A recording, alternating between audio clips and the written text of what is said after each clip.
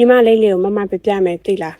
ဖြူစင်နေတဲ့ပန်းတပွင့်ကိုအယောင်ဆိုးတတ်ကြတယ်ကွာအယောင်ဆိုးဖို့ကလည်းအရင်လွယ်ကူတယ်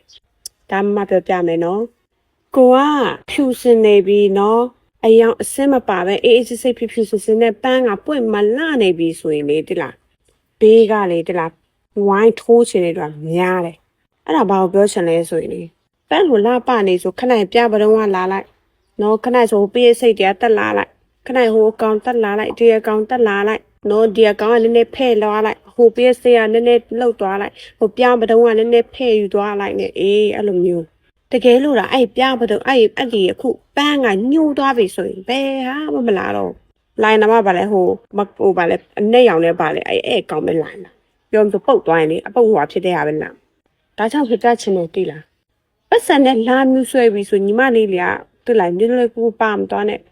နင့်ကိုပတ်စံပြချီမှမြူဆွေတဲ့သူပတ်စံအများကြီးပြောမှမြူဆွေနေတဲ့သူကညီမလေးကိုချစ်လို့မဟုတ်ဘူးညီမလေးကိုအယောင်လာဆိုးဖို့လာတဲ့သူလေးဟုတ်တယ်နင်းလို့အပြိုမမပြောနဲ့ငါလို့လို့အိုမလေးနောင်မှပြောခံရတယ်နော်ပြောခံရတယ်ဆိုတော့တခြားဟိုမျိုးပြောခံရတော့ပြောမဟုတ်ဘူးပတ်စံအမောက်များများနဲ့လာမြူဆွေကြဒါကကိုပေါ့လာဖြစ်စီမဲ့ခြေတလန်းပဲဘာလို့လဲဆိုတော့လေလာပြောကြတယ်ကွာညီမလေးနေလို့မလားနေငါစမှုစာပလဲစမှုစာလားစပူစာလားငါလည်းအဲ့ဒါကောင်းပြောတတ်ပေါ့အဲ့ဒါပေးမယ်ပတ်စံဘလောက်နေတော့ရင်တော့လို့ရမယ်ဘလောက်ရမယ်လို့ထင်လို့လေညီမလေးနေတော့ရင်ဘလောက်ရမယ်လို့ထင်လဲတကယ်လို့တော့ရင်တော့လို့ရရင်လမ်းပေးဖာဆိုရှိလာမှာမဟုတ်တော့ဘူးလမ်းပေးဖာဆိုရှိနေမှာမဟုတ်တော့အခုတို့ကလည်းဖာတစ်ခါတော့လုပ်ပြီးချမ်းတာနေတော့ပြီဒါမှမပြချင်တာကကိုဘွားကိုချစ်ပါလူအများကပတ်စံနဲ့လာမျိုးဆိုရတဲ့ဆိုညီမလေးကိုတော့ချမ်းတာအောင်ထားဖို့မဟုတ်ဘူးညီမလေးကိုနော်မကောင်းတဲ့ဂိုးလာတွင်းဖို့လုပ်နေပြီဟုတ်တယ်တကယ်လို့ညီမလေးကအဲ့ဒီငွေမောက်နော်ကြိုက်ပြီးမှလိုက်သွားပြီဆိုရင်ဘာဖြစ်သွားမယ်လို့ညီမလေးထင်တယ်သူတို့ပြောတယ်လို့ရနိုင်တယ်လို့ညီမလေးထင်တာညီမလေးကောက်စဉ်းစားကြည့်ပါတကယ်လို့ဒါနော်တကိုးတွင်းတိုင်းတာချမ်းသာကြီးဆိုရင်ကိုကျင်နဲ့တယ်လို့လှုပ်ကြီးကချမ်းသာကြီးဆိုလူဆိုတာကဟိုနမဝတ်တိုင်းတယ်မစားချင်ဘူးလေ